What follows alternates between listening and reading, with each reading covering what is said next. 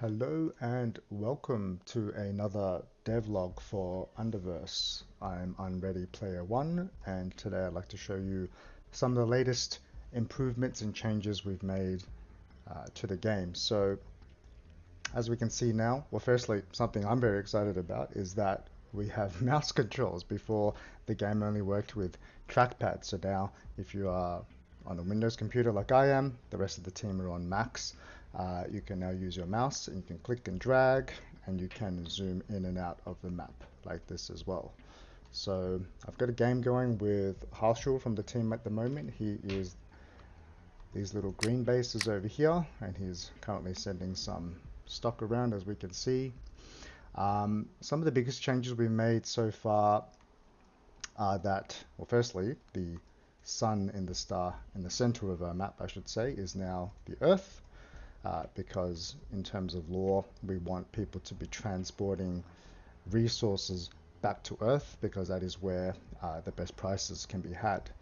The other thing is, what we wanted to test was how do we sort of create more interactions for the game. So initially, the entire outer rim is where you could mine resources for the least amount of money. So as you can see, I've built this station here, which is close to the outer rim, and the purchase cost of spice over here is about 4,400 per metric ton, whereas if we go closer to Earth, it's much more expensive, as well as the sales price.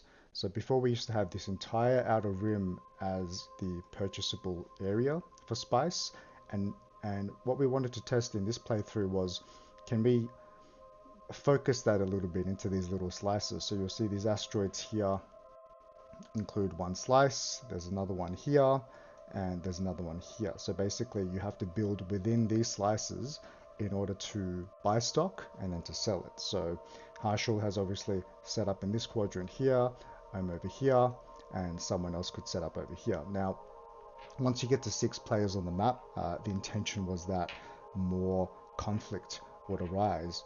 But having played this on the current playthrough, what we've realized is it doesn't necessarily do that, because at the start of the game, for example, everyone's going to be concentrating on making sure that their cash flow is good. So, for example, I've upgraded this station to a level 8, as we can see, and if I transport that inwards,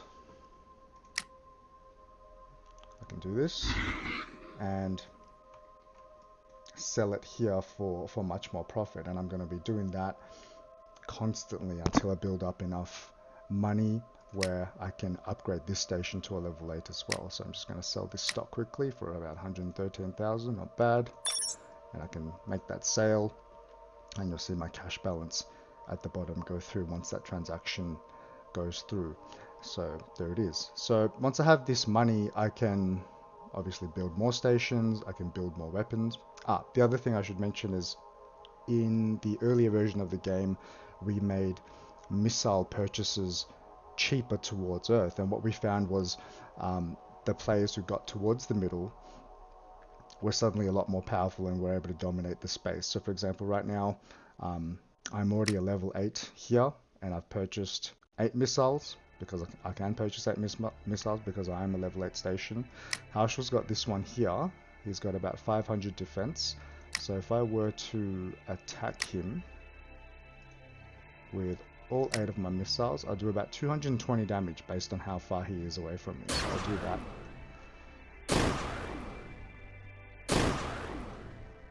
Like this little animation and explosion that we have. And you'll see that his health is going down as represented by the outer rim. I'm not sure if you can see it here, we can zoom in a bit. So his health has gone down, and if you click on his station, it shows how much his health has gone down.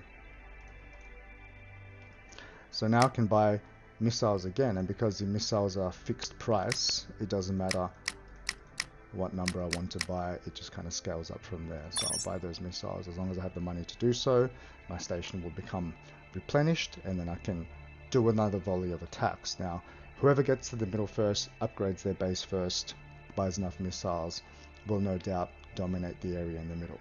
So we needed to balance for that, and we've got some ideas around how to do that. We might put some asteroids around the map randomly with different amounts of mineable material, making them finite. So Maresh is getting some ideas here. Oh, see, Harshal's trying to attack me as well last time. He's upset that I attacked one of his bases. So what I'll do is I'll take Maresh out here because he's getting a bit too close for comfort. He's got 100 defense. If I choose to attack him here, I just need to make sure that I need to do at least, 100 damage in order to take out his base, because of the distance my missiles are not going to be as powerful. Now if he upgrades his base before that happened, then obviously he'll have more health, but fortunately I was able to take him out before that happened.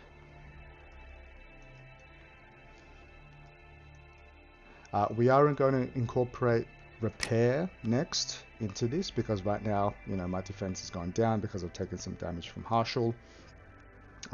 We're going to need to be able to repair these stations soon, otherwise we're not going to have enough replayability. Once my base is destroyed, then I basically have to start again.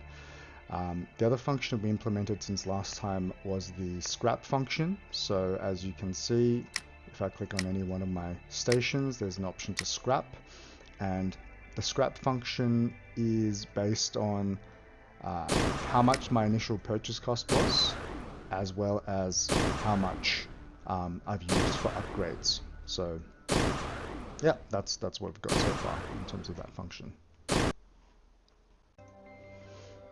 The other thing we want to implement in the next sprint is the ability for defensive things to be set up. So right now Harshal and I are just firing missiles at each other, and it's basically whoever fires first and more consistently will eventually take out the other player's station. As we can see here, he's very displeased with me trying to take out this station, but if I do this, send another volley over, hopefully I can take out the station closest to Earth, which will put a dent into his operations.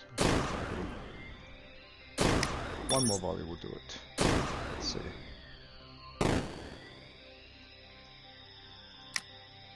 It's got 52 oh no, I'm taking him out. Great.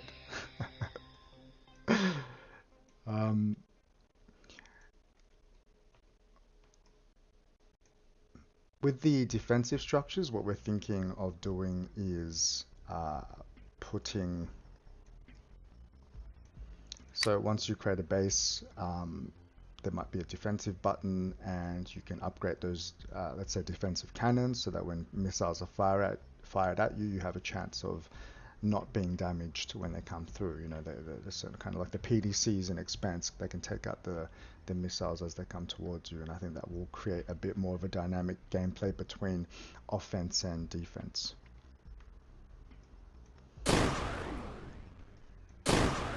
Not sure how much his missiles are doing to me, but he's quite keen on taking me out, it seems.